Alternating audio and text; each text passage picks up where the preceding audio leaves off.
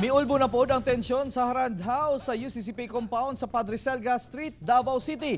Kinihuman midag sa mga lumad aron kuhaon ang ilang mga kabanay nga naa nagtiner sa lugar. Ani ang report.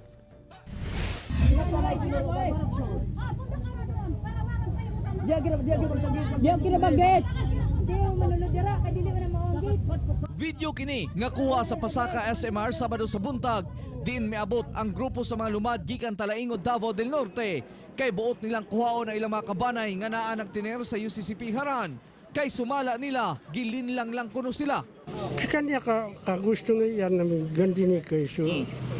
Gusto ko iya ka dumana iya roon. Napod may mga parente dia pila na kabarangay na adiha na isakop Kapalong, na isakop Bukidnon, na isakop Talaingod. Nakasulod ang news team sa One Mindanao sa compound ug miatubang kanamo ang usa sa ilang leader. Kabubuton na jud namo pagbakwit diri.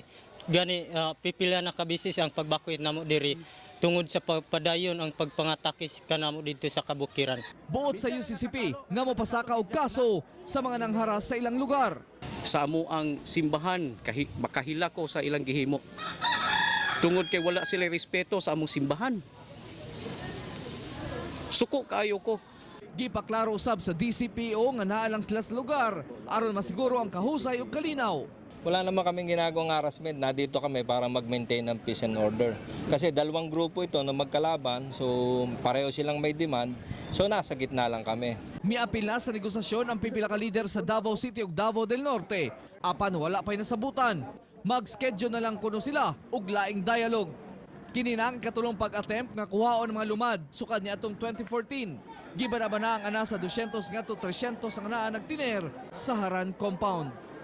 Kauban si Melchor Awing sa kamera. Ako, si Real Soroche para sa One Mindanao.